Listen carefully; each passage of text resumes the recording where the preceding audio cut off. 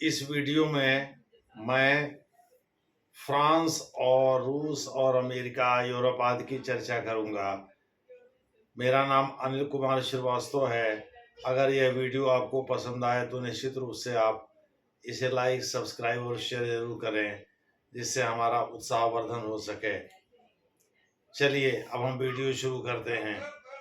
दरअसल फ्रांस के राष्ट्रपति इमैनुअल मैक्रों ने अभी हाल में यूरोप को सुरक्षा कवर देने का फैसला किया है। और सुरक्षा कवर भी ऐसी तैसी नहीं, सुरक्षा कवर भी परमाणविक छतरी के रूप में, यानी एटॉमिक अम्ब्रेला के रूप में। दूसरे शब्दों में, अगर यूरोप पर रूस हमला करता है, रूस से ही खतरा है, रूस को ध्यान में रखकर, रूस का नाम लेकर के उन्होंने ऐसा किया है।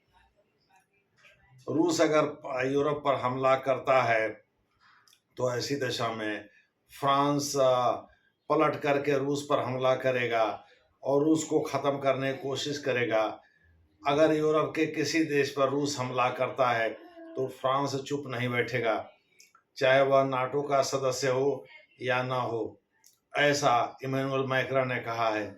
उन्होंने यह भी कहा है कि फ्रांस हाइपरसोनिक मिसाइल निर्माण कर रहा है, साथ ही अपने राफेल विमानों को अपग्रेड कर रहा है और उन्हें 5वीं पीढ़ी का यानी राफेल 5 का निर्माण कर रहा है। दूसरे शब्दों में, राफेल के 5वीं पीढ़ी के विमानों का वो निर्माण कर रहा है और उसके टारगेट पर रूस है, ऐसा फ्रांस के राष्ट्रपति इमैनुअल मैक्रों ने कहा है। यूरोप के लोगों में इससे सुरक्षा का भाव जगेगा। और दूसरी बात यह है कि अमेरिका के पीछे हटने की स्थिति में फ्रांस यूरोप का लीडर बन जाएगा। आप सभी लोगों को पता है कि फ्रांस एरिया के हिसाब से यूरोप का सबसे बड़ा देश है। तो फ्रांस एक ताकतवर देश भी है। इसके पास करीब 400 एटॉमिक बम है, यानी परमाणु बम है। सुरक्षा परिषद का स्थायी सदस्य भी है। इसने रूस को ध्यान में रखकर यह बात कही है। दूसरे शब्दों में, इसने रूस को टारगेट किया है कि रूस कल को यूरोप के किसी भी देश पर परमाणविक हमला करेगा तो उसको परमाणु हमले से बचाना फ्रांस की जिम्मेदारी है।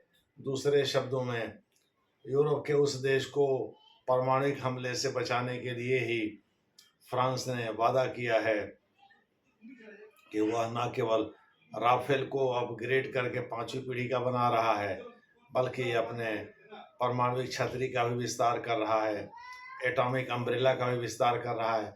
पूरे यूरोप को इससे कवर देगा।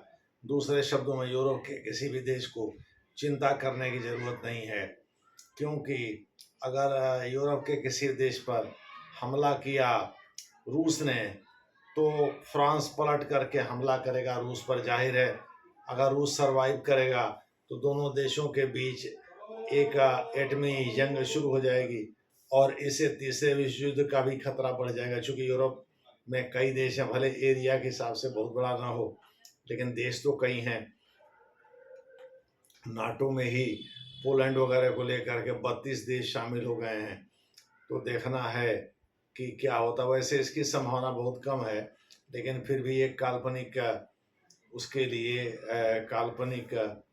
चित्रण के लिए यह ज़रूरी है कि हम लोग फ्रांस, रूस और यूरोप की चर्चा करें। इसमें अमेरिका कहाँ तक नाटो का रोल अदा करेगा, नाटो में लीडरशिप की भूमिका कहाँ तक निभाएगा, कहाँ तक नहीं। अगर किसी नाटो सदस्य पर हमला होता है तो यह तो देखने वाली बात होगी, लेकिन फ्रांस ने तो यह स्टेटमेंट जारी करके कह भी दिया है। और इमैनुअल मैक्रों को राइटिस्ट और लेफ्टिस्ट माना जाता है। दूसरे शब्दों में, सेंट्रिस्ट और लेफ्टिस्ट, यानी केंद्रीयकृत वामपंथी विचारधारा का माना जाता है। राइटिस्ट तो वो मैडम हैं जो इनके विरुद्ध राष्ट्रपति का चुनाव हार गई थी। खैर, इनको वामपंथी और केंद्रीय विचारधारा का माना जाता है।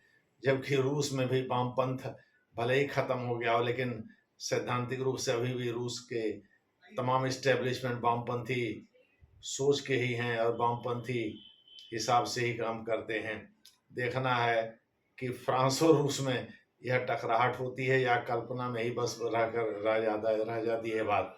हो सकता है रूस को डिटर करने के लिए यह बात कही गई हो, यानी रूस कोई आक्रामक रुख अख्तियार करे इसके पहले यह बात कही गई हो सकता है यूक्रेन को लेकर के रूस के ऊपर दबाव बनाने की रणनीति हो, कुछ भी हो सकता है।